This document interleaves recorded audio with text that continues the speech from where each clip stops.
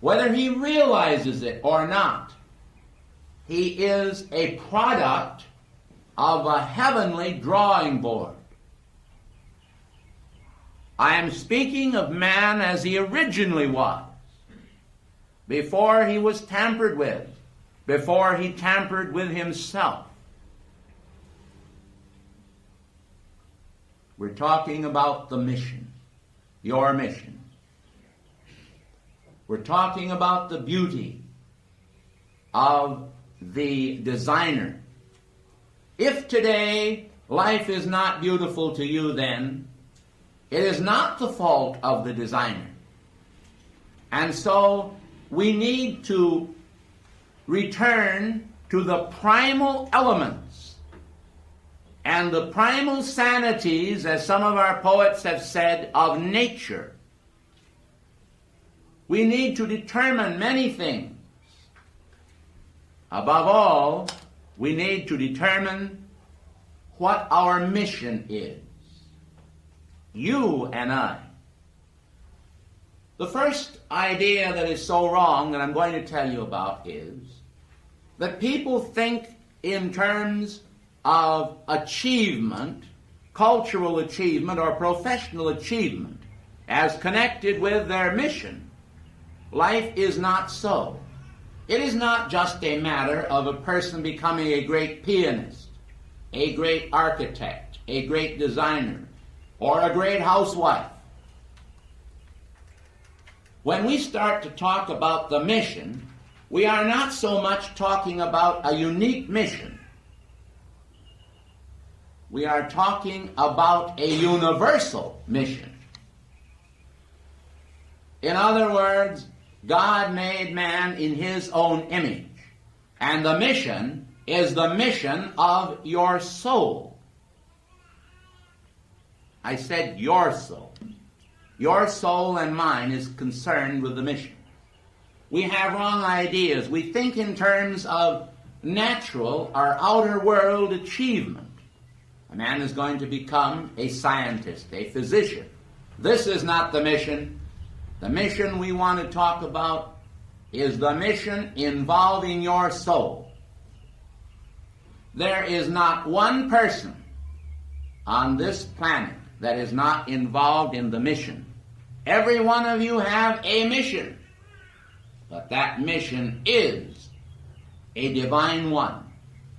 It does not mean that you have to become a messenger, that you have to become a spiritual leader.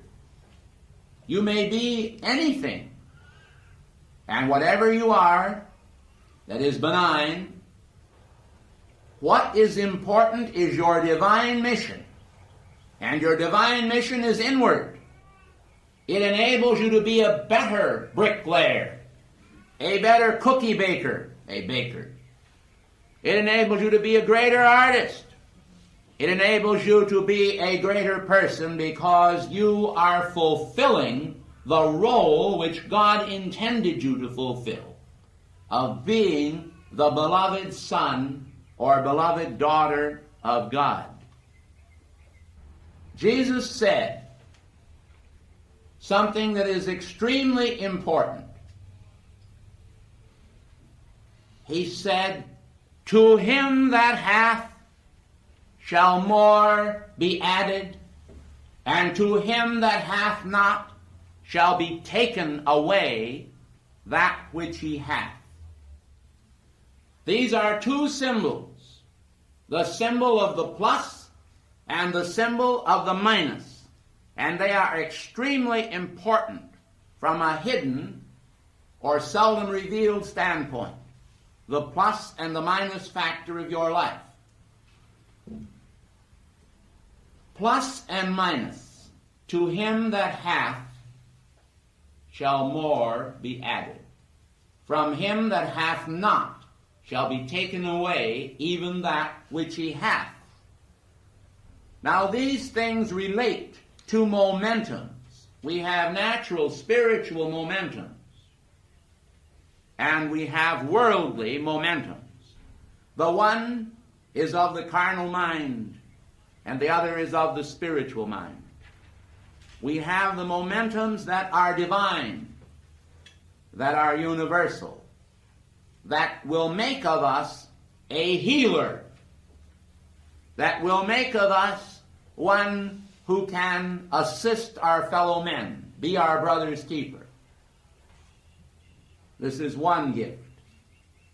And then we have the afflicted side of our nature, where we become afflicted with human momentums that always get in the way. St. Paul said, the good that I would do, that I do not, and the evil that I would not do, that I do. Signifying that each human being, in the course of his individualized existence, has created what we will call his pile, or his heap, or his magnetism. He has drawn in either negativity or positivity. And I want everyone here to understand that every single day, the moment you open your eyes until you close them and pass into the realm of sleep, you are either creating negatively or positively. And so a man's enemy is indeed they of his own household, and his best friend is also there, to be found in his own household, in himself. He may create negative momentums, and these become colossal.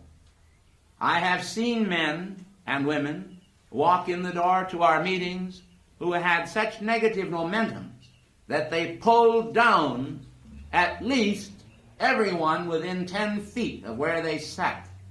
I have seen them.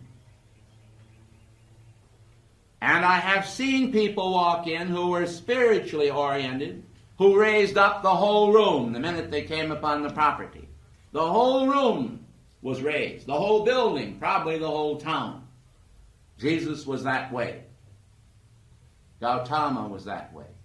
Every great person that is great in the sense that they have had added unto them the gifts that God gives to those who create positive momentums is that way, because they are manifesting the beautiful life, and they are becoming more and more beautiful people. But the question has always been asked, now I've started on the spiritual path. Here I am. I've been a year, I've been a month, maybe I've been 10 years, 20 years, 30 years, or a lifetime. I'm on the spiritual path, and I still have problems. Problems are a result of two things. The result of our own negative momentums on the minus side, and the result, in some cases, purely of our physical contacts with others who may carry too great a minus radiation, too much negativity. Then you have what we call, of course, the Weltschmerz, the world pain, the world weight that is carried on the back of the whole wide world. You have a world negative momentum, but don't forget the positive. You have a world positive momentum. And always you will find that your own momentum at the given moment in time, together with your association, will determine what reaction takes place in your own individual world. If you are at one given moment very negative, you have a tendency, because of your minus factor, to draw to you those individuals who are also vibrating with a minus factor. Those of whom it may be said that which they have is being taken away. Always we're talking about spiritual things when we talk about taking away. You see what I mean? In other words, their spiritual momentum is on the wane. It's going out of them. They're losing it. As Jesus said, we should not lose our soul and be a castaway. Well, what is a castaway? A castaway is someone who casts away their spiritual opportunity. And positively speaking, a spiritual person is someone who uses every single spiritual opportunity that they can possibly have in order to advance themselves, whether or not at a given moment they feel so positive. Because they recognize that if they don't feel so positive, they better get with it. They better begin to draw upon the positive power, because now the balloon of self is not rising, the balloon is falling. So throw some ballast overboard. Get rid of something that you shouldn't have and add to yourself something that you should have spiritual in nature. Let us lay aside the weights that so easily beset us. The weights that so easily beset us. There isn't a human being on the face of this earth that does not have negative momentums that I know of, and there isn't anyone on the face of this earth that doesn't have positive momentums. It's the balance, being able to maintain your balance, that is important. I hope that you realize how very important this is, because on this factor depends the whole salvation of the planet, and your personal salvation as well. Take the matter of moods, for example. Human beings get in various moods. Sometimes they're in a very negative mood, and when they are, they will draw negative moods from the whole world order. And those moods that they draw come in wherever they are. In other words, if you wanted to draw it here, you could do it. But you don't. You want to draw positive energies from the masters, from God, from those souls on this planet who are interested in developing spiritually, are interested in fulfilling the mission, who look upon their life as a mission. And it is. It is a beautiful mission, because you know what most people think? Most people today think of themselves and identify with their physical body, how their hair looks, whether or not they are fat, or whether or not they are thin, whether they're attractive to others, or whether they are considered as a very mediocre person. This is wrong. None of us should identify with our physical self. In one way, I suppose some people would believe that the soul's advancement is always associated with what the physical looks like. This is not correct. It is totally incorrect. Because sometimes people who are in what we might think would be an ugly body, or have an ugly appearance, will be reborn, return to the screen of life in another embodiment, and be magnificent in their physical appearance, because they have changed the causes that in this life created in them what to some was the ugly appearance. You can actually start right where you are to changing whatever there is about yourself that you do not like. Because you are a creator. And it is completely wrong to accept factors of your mind, factors of your body, factors of your personality that are outer, and say, this is me. It is not you. You are a divine creation. You have stamped upon you, not made in Japan, not made in the USA, not made in any nation, but made in heaven. You were created from the drawing board of the Almighty God. You were created a perfect creature, made in His image and endowed with His power. His likeness was also given to you, but that's where you and I have fallen down. We have fallen down because we do not have the likeness of God together with the image. The image of God is deep inside of you. It's in the seed atom. It's in the cells way down deep inside. But the patines, the overlay, in other words, that covers the cells and hides their radiance, that puts the bushel basket of human neglect over the face of each person, is to be found in the accretion, in other words, the accumulation of factors that are connected with the outer world, the minus factors.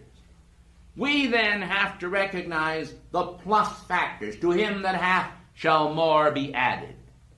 Someone goes ahead and they say, well, I don't know whether I want to hear this lecture, or whether I want to attend that decree session, or whether I want to pray today. You know how people say, must I give, must I give?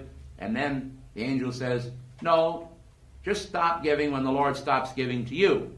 Well, that's the whole idea in a nutshell. Stop attending decrees, stop praying, stop trying to build a positive momentum when you decide that the law is wrong. If you think the law is wrong, yet there is no such law. Yet there is a law. And that law is infallible. It does not move, because even God is governed by his own laws, especially so. And yet every one of us are governed by his laws. And in one way, I think this is a beautiful constancy, isn't it? It's a beautiful constancy. It's a dependability factor. You can depend on the law. Well, people say, God hasn't treated me right. No, it's not God that hasn't treated us right. We haven't treated the mission right. We haven't recognized ourselves as a divine being. We have not understood what it means when we use the words, I am. When you say, I am, it is the voice of God speaking within your consciousness. That is truth, and it rings out. But when people say, I am, and they add to it tired, they add to it sick, they add to it weary of well-doing, they decide that they're not going to participate in a decree session or a song service. They're not going to sing with gusto. Where is gusto? Probably. In any case, when they decide they're going to just put a half-hearted expression into whatever they're doing, that is exactly what turns out. It's bogus money. Bogus cosmic money. We're just turning it out with a rubber stamp, and it doesn't have any reality. In order to really work and reap the harvest of abundance, the abundant life, you and I have to participate in it. We have to throw ourselves into it with everything that we have. This does not mean fanaticism. I recognize that people sometimes are not considerate of the rights of others. I recognize, and you do too, I'm sure, that all kinds of things happen because people do not have the tenderness of heart to have the balance between the rigidness of the law and the qualities of mercy. But at the same time, the great balance wheel of life is within you. It's inside of your heart. It was placed there by God. And it's functional. Not like a fine Swiss watch, but like a fine heavenly watch. You understand what I mean? It's the finest. There isn't anything better. And you are made in that image. Now, in this matter of life can be beautiful that we started out with, I believe, and I still believe, that because people do not recognize their divine mission or their divine association, because they do not consider that they are a divine product, they sometimes allow themselves to become afflicted with negativity, and they feel that they themselves are unimportant.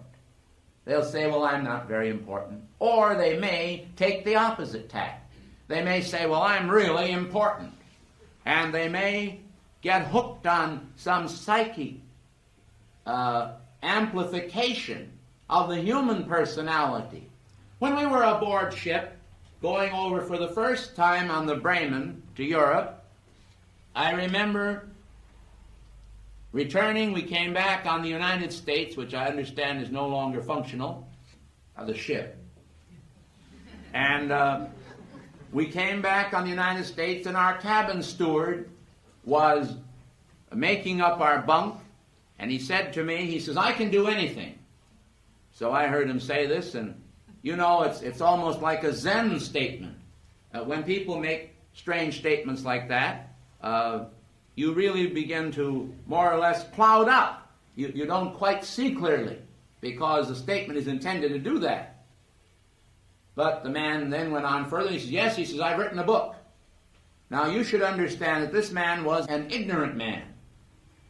He was not only a cabin steward, which is not necessarily an ignorant man, they can be brilliant.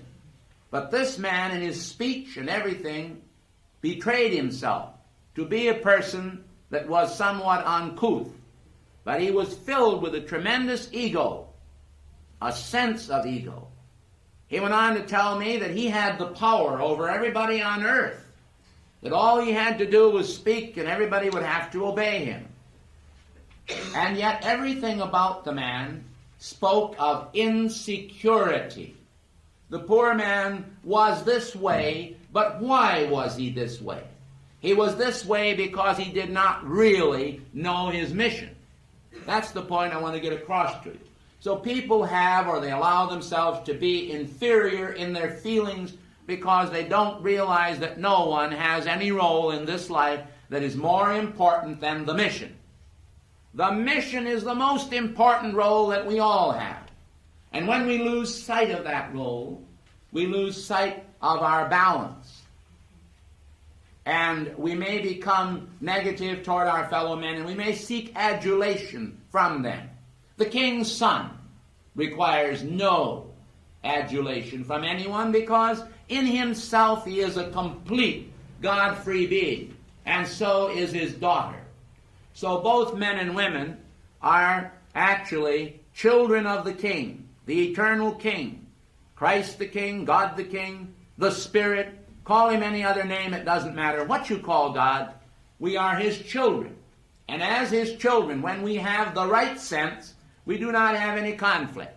The bulk of your wars all over the world are created because people feel that they themselves are not as good as someone else, or they do not have as much as someone else. Christ said, I am come that ye might have life, and that more abundantly. The abundant life was given to every man on an equal basis. There never was any intent to create one figure that would be greater than any other figure. And we find this out on the spiritual path. The deeper we go, the higher we go, the wider our breadth of understanding becomes, the more we find out that in reality man is important because he has God, because he is endowed with the heavenly gift. There is nothing under the sun that hasn't been already created. God has created civilization so beautiful on even other planetary bodies as well as our own. Even in the middle of the Sahara Desert, in the wilds today of South America, the remnants still exist of old and ancient civilizations. But the cycles ended, and the civilizations changed, and they shifted. But why? Because people forgot that they were uniquely inspired by God, that they were given a mission, that their life was truly important. It doesn't have to alter your physical appearance. It doesn't even have to alter your mind, but it will. It's going to change you a little physically. How much will depend on many factors, but it's going to change you above all in the image that is within you. The likeness is what I really should say, because you have two factors inside of yourself. You have the image of God deep inside as the central sun of each cell and of each portion of your life, the heart of your being. Then you have a likeness, and the likeness is what you have externalized of yourself. How much of yourself, the inner self, is now really coming through. That's what counts. Then you don't have to worry any longer about your neighbor. There is no competitive sense, no matter what he has done, because you will know that what man has done, man can do. The understanding of the brotherhood would free the world completely. There would be no darkness in South America, none in Russia, none behind the bamboo or the Iron Curtain. All people, the world around, through the brotherhood teachings, would finally come to the same conclusion, that my mission is divine, that the soul within me is sublime, that I am by God's grace the fullness of the Godhead. It all dwells in me bodily. And you know what? When you feel that way, your neighbor is not robbed. No one is robbed. You can't take away from the universe, because the universe is that perfect balance of cosmic law and cosmic love. It's triune. You understand that? It is triune, 3 in 1. It's love, wisdom, and power in perfect balance.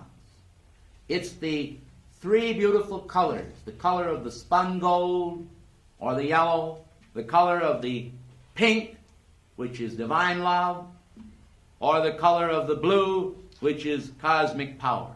It's the Father who equates with the blue, the power. It's the Son who equates with the illumination or the gold or the yellow. And it's the Holy Spirit which equates with the pink or the universal feeling of love. That's what makes us feel in the pink.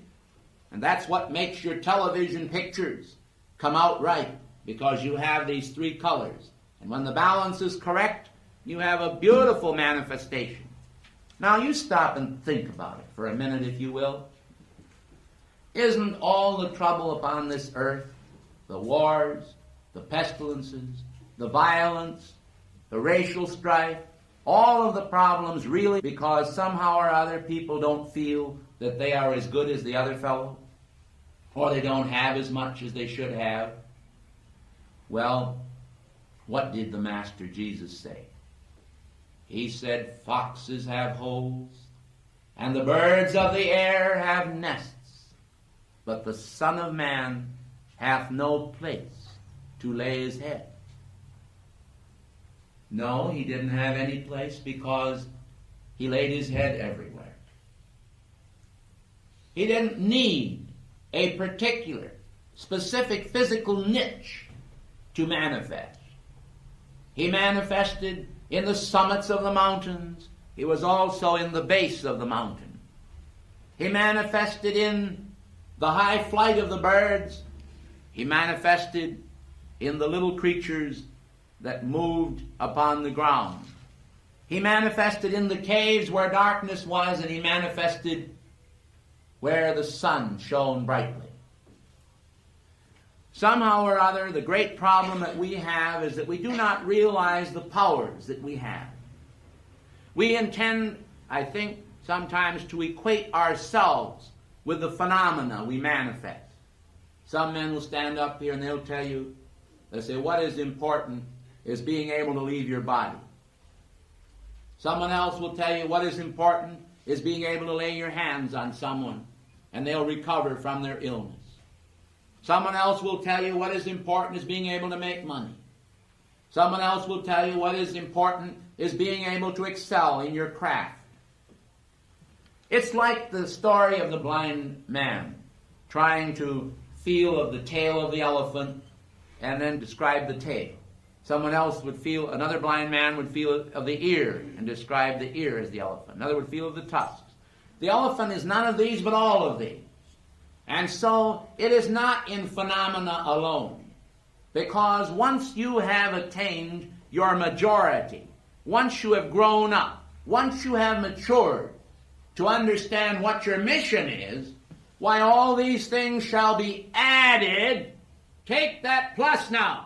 They shall be added unto you. So you write your own ticket. What the masters are doing in all of their dictation is focalizing your attention upon your presence so that you will be able to manifest that presence and that abundance and that sense of oneness with God. And be aware of your mission. Now we come to a danger point. That danger point is simplistic concepts. I could easily show you this, and I suppose some people will not quite see it, but others will. It's rather a simple thing. In fact, it is simple. People come along and they say, well, it's true. Everything comes from God. So why do I really need the masters? I don't need the masters. I'll go to God. Then they start thinking a little more and they say, well, I really don't need to go to church. I don't have to decree. I don't have to sing praises to God. I don't have to do any of these things. I'll go to God. Oh, dear hearts, this is the devil's chief tool. In other words, we start coming to you as we have today with the most wonderful explanation of the mission. And then people get hung out on this far-out peg of saying, I don't need the masters, I don't need to sing, I don't need to pray. Dear hearts, get back to your plus and minus. To him that hath shall more be added. And what does he have? He has God's grace, but God's grace is involved with nature, is involved with the nature of the inner being of man, with an inner nature of the mind. We don't want to become ultra-simplistic. We want to become just the image of God. And every master is needed. Now, I don't mean by that you have to hear every master speak, because I'm going to tell you something today that I think is important. And it is this, that there are many, many, many masters, or many, many times more masters in heaven than you could probably recite their names in your entire life.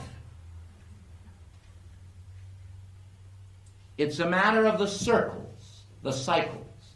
Master El Moria, Master Jesus, and I'm not putting Jesus second because I think he's second. Don't get hung up on that peg. Some people do. Master Saint Germain, put anyone you want to, your Mother Mary, and all this group of masters that work with the Summit Lighthouse. These masters have dedicated themselves to humanity for a specific purpose. And for every one of them, there are thousands and thousands of beings that have ascended back to the heart of God, that are working with other evolutions, or that are in preparatory schools at inner levels, where they are preparing for other work that will come to them ultimately. Please don't become ultra-simplistic. Don't get into the idea that it's so simple. It really is simple, but it also is very complicated and wonderfully complicated. The complications, when rightly understood, are beautiful. But it isn't necessary that you understand every complication. Because what did St. Paul say?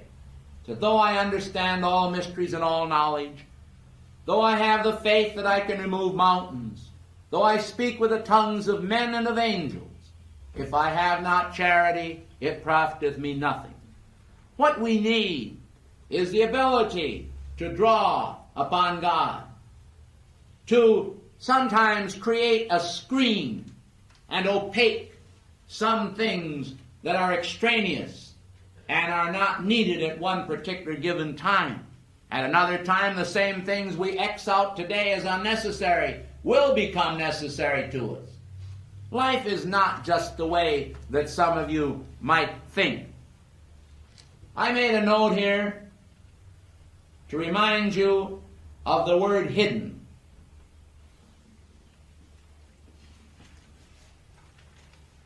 St. Paul said, our life is hid with Christ in God. Now, hidden equates with the word occult. So, the boys on the other side, you know, the bad guys with the black hats. I'll explain that to you sometime. You know, some of the guys on television, they have the white hats. They say, we're the good guys with the white hats. Well, now I'm talking about the bad guys with the black hats. The ones that want to manipulate and maneuver you so they can control your thinking. They'll come along and they'll say, it's a cult. It's a cult. It's a cult. It's like the guy that lives on the top of the hill and he has $10 million, and he has a little plant down in the town. He employs half the people in the town.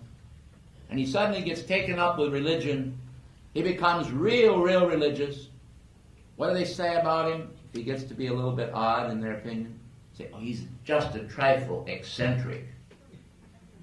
But you find a poor man, or a man that has nothing, and let him get taken up with religion, and they say he's nuts.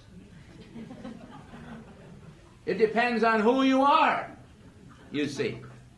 And that's the way it is with those who manipulate words. They control words, they control the semantics of the world, and they can turn a lovely word into a bad one.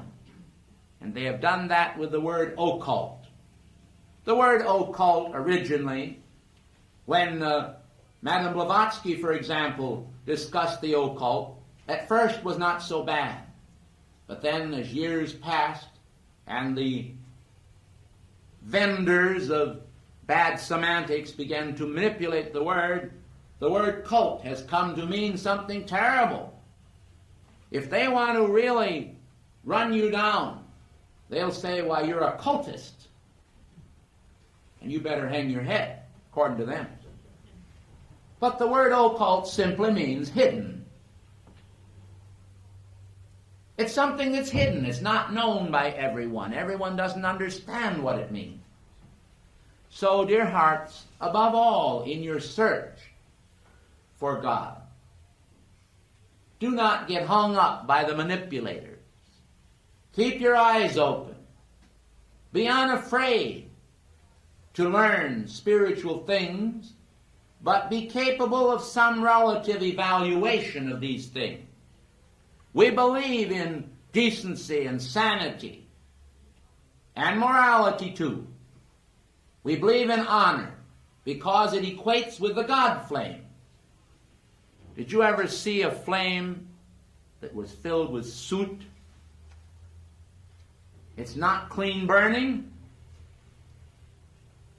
Well, there are many people today, and their life is a mission too, but they don't know that.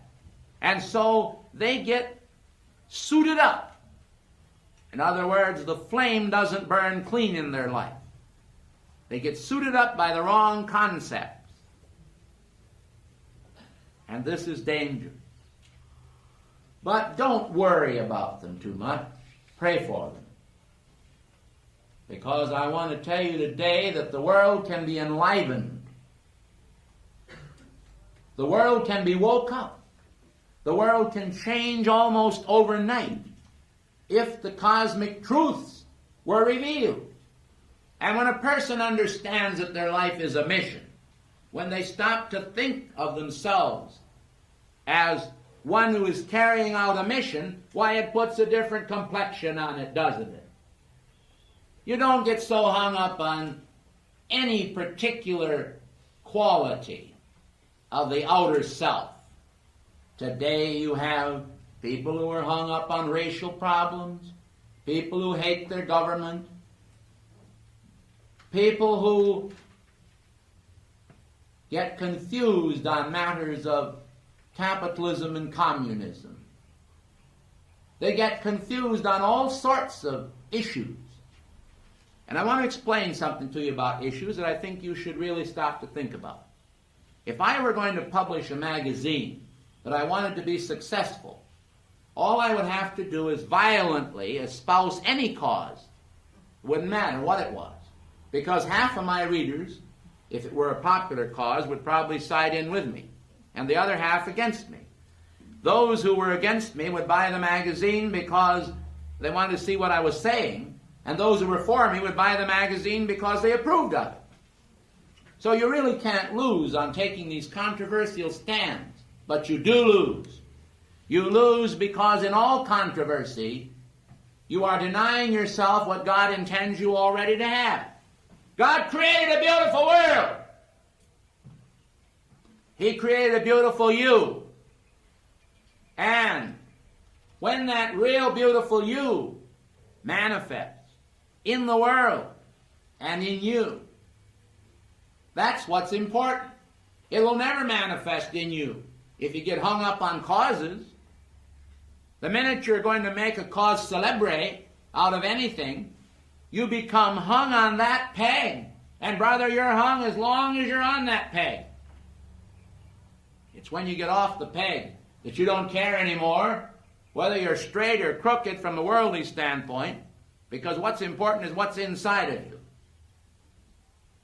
You don't care if your hair is half an inch long or it hangs down to your waist. You understand what I mean? You're not hung up on anything. You're free. Free as the air itself. I don't condemn people for what they manifest. I don't condemn one person because their hair is long, another person because it's short. The point is, most of these things are pegs, social pegs. Through custom, we have certain ideas.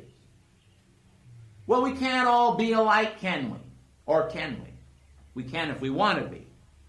But the point is, we don't always want to be. And sometimes people change. It's like the boy that said of his father. He said, when I was 17, he said, I decided my old man was the stupidest old man on the face of this earth. And he said, you know, I was really surprised when I got to be 21 how much my father had learned in those few years. And this is often true. It's a point of view. When you look at different positions from one standpoint or the other, you can get hung up on positions. But I'd like to have you try, not just now, but forever, on getting hung up on your mission. Because it'll color your whole life with perfection. It'll order everything in a different way. When you have a sense of what your mission is, you're going to be a different person. Believe me, that is one of the great keys.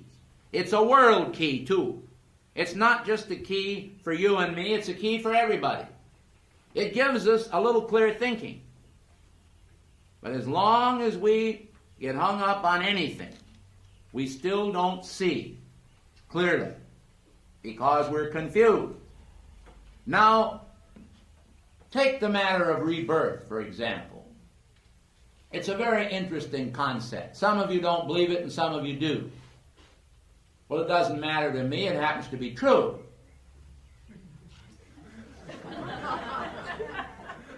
I remember the lilac bush in my mother's yard. And I remember them parking the baby buggy with me in it out under that lilac bush. And I remember studying the bees for a while as they hummed around.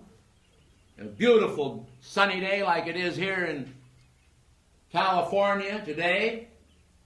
And the bees were humming and everything was beautiful. The flowers were so sweet smelling, and I didn't know what a flower was or what a bee was. I wasn't even afraid of them. I couldn't be stung. So I lay there for a while dreamily as a baby, looking up at the blue sky. And all at once I found myself at an altitude of probably 10,000 feet in the sky. But my body was still down there in the buggy. I was up there and I was communing with bright and airy intelligences. And no one can tell me to the contrary because I remember it. And I remember the reality of it. It wasn't the figment of a dream. It was real. And I was there. And I remember, too, of gradually dropping down away from that higher level of higher intelligences back into the baby body. And then I remember falling asleep. And when my mother came and woke me and took me away and fed me, I forgot about it. But much later in life, I recalled it very, very well. And so, whether a person realizes it or not, rebirth is a fact that's involved with your mission. And it is what we call the factor of continuation. And I'd like to break down the word continuation for you today. There are other ways you can break it down, but I'm going to break it down a certain way. Take the word see. It's the consciousness that's inside of you, and that's what continues. The consciousness on a temporary basis, because it's only temporarily in one body. So the consciousness comes to you on a temporary basis, and it's in you. C-O-N-T, I got that far. In is I-N, and who is it in? In you. Continue. Ation is always action. A-T-I-O-N. Put the C in there and it's action. And so the continuation, or the power of what continues to act in you, is consciousness. And when they go ahead and take that consciousness out of you, as they have done in a hospital, they have had a scale there with a living man on that scale, and on the other side was just counterbalances to actually balance him perfectly in the air, and he was dying, and at the moment that he died, the scale dropped. Something went out of him and changed the balance of the weights, and that's been tested. So maybe consciousness has a little weight. Jesus said, which of you by taking thought can add 1 cubit to your stature? So maybe we can and don't know it. So what I want you all to understand is that the continuation of your life is now nothing more than a dot on a line. You have a line, and that line goes backward into infinity, that way. And you have the other side of the line going forward that way into infinity. You came out of infinity by the breath of God in action, and you are moving forward into becoming the fullness of the divine being that you already are, a creator, a person that is creative, that has a sense of the mission. And when you lose that sense of the mission, you are losing your soul. You have to grasp it. You have to realize that you have a mission, but it's a divine mission. Watch out for getting hung up on psychic missions. People get hung up on the idea that they are uniquely endowed by God and that nobody else in this whole world is quite as uniquely endowed as they are. And that is one of the tempters, the great rocks, one of the sirens that stands there and tempts you as you come into your own. Why, one spiritual teacher in India came out and said that he was God. Well, that's perfectly all right. I hope everybody here thinks they're God. You can think you're God with me, but if you start thinking you're Napoleon, that's another thing.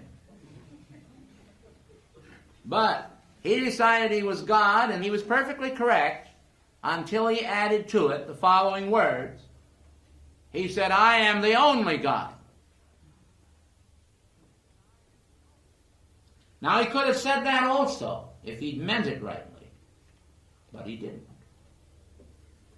This man said he was the God of the universe and nobody else in physical form.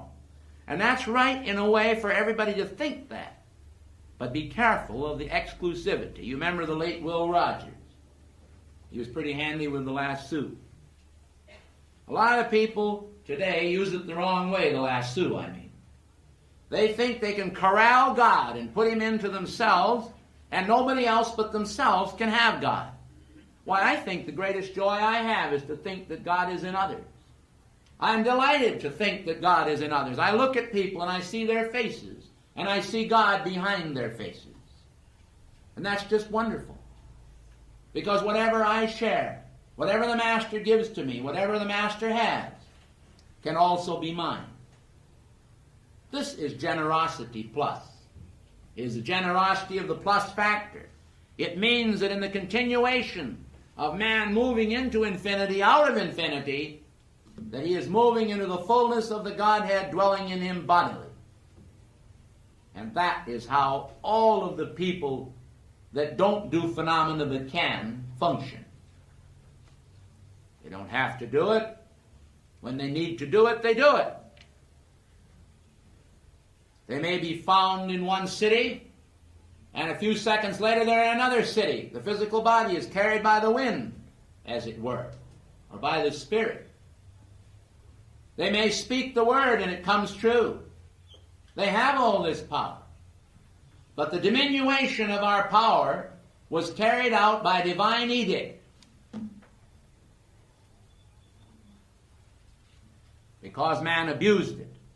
And that's why we have a limited sphere of function today. But there is a system of initiation that when you get into it properly will restore to you all the former things as they once were. And these things will be restored to you. The continuation of the gods walking the earth once again. The beginning of that is to be found in the teachings of the Great White Brotherhood.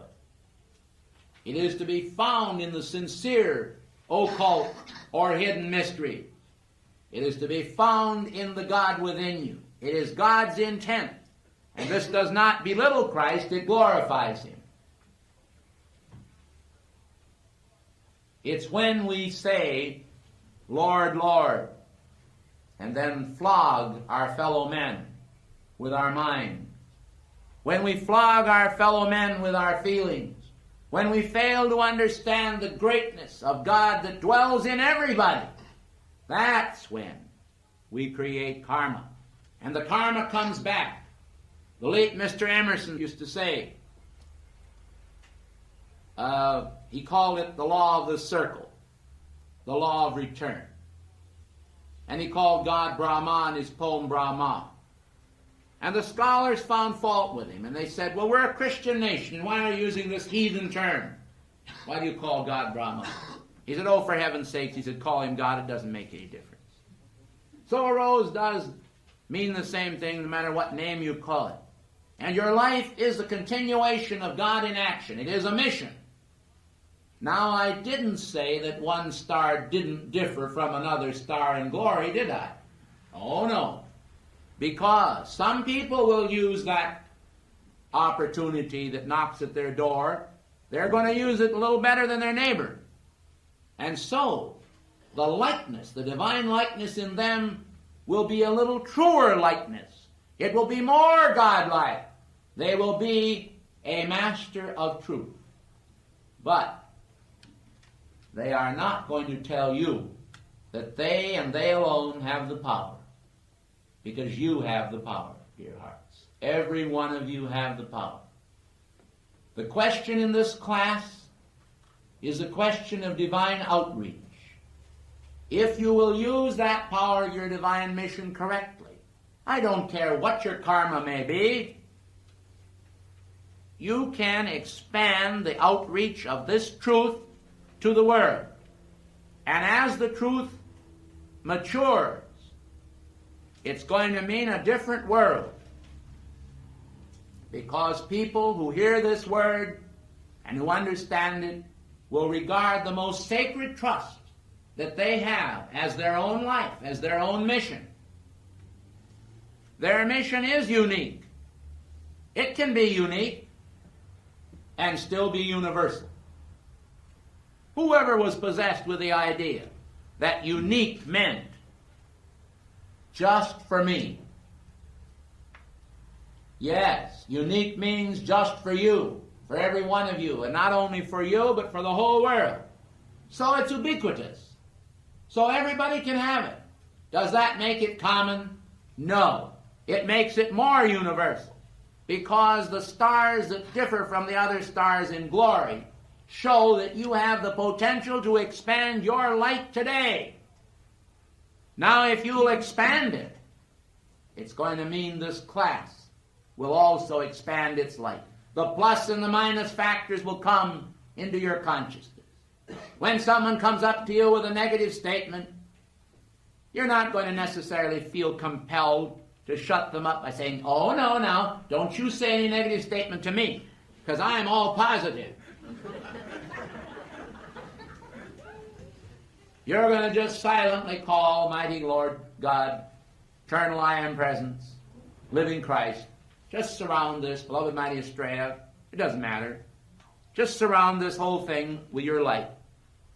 And bless these people, but don't make it audible either. Don't support evil, and don't actually condemn evil. The Son of Man came not into the world to condemn the world, but that through him the world might find eternal life. I suspect in reality there's enough black pots amongst us that the pot shouldn't call the kettle black. But we're not concerned with the black pots. These are the former things that must pass away. What we want is to concentrate on the mission of our becoming, the greatness of what we shall be, because we shall see him as he is. And seeing him is not just seeing Jesus come floating down as Cecil B. DeMille depicted him in probably The King of Kings or some great dramatic extravaganza. It is seeing him as God created him, as a universal Christ image of perfection. And then you see he could comfortably come into the world order because the world would already have accepted him in their living. Christ's return today to this earth would only be to confound the world and to separate the sheep from the goats. God is not interested in having a goat bleacher where all the goats sit on one side and the sheep sit on the other and confront each other, ba, ba, ba, and on the other side. It's now, who's afraid of the big bad wolf? I mean, the big bad wolf is not here. He's not in this world. We have to deny that. Deny the power of evil. Instead, recognize the power of God, the positive power. To him that hath shall more be added. To him that hath not. Go ahead and have not if you want to. You're going to lose what you have. So the important thing in the continuation of our action at the very onset of this class is for us to understand our mission. Now just take all of the things that you have in your life that are contrary to this and dump them in the violet flame. Put them in the violet flame. Get rid of them. If you had dirty underwear on, would you hang it out on a line for everybody to look at? Of course you wouldn't. I have never believed that just because I have a spiritual power to see what people are, that I would like to employ it. And for that reason, on a few occasions, when I pushed the switch that shut it all off, I got fooled by somebody who wanted to fool me. But I said, well, that's their karma. I never worried about it, because I don't like the idea. Now, there's times I do turn it on. Yes, when a person has to do it to come under introspection for a reason. When we're working with our staff, for example, and giving them special guidance, you have to look sometimes. It may be unpleasant, even if you looked at your own self. As one of the great teachers said in the past, the lives of all men are full of many shames. So if we looked at our past lives, saw everything today, you know what would happen? We'd probably never become perfected, because we just dwell in how bad we've been, what bad little boys and girls we were. But if you start looking to the future of what Christ's plan for you is, what your mission is, why then all your tomorrows may become illustrious. And may God bless you all.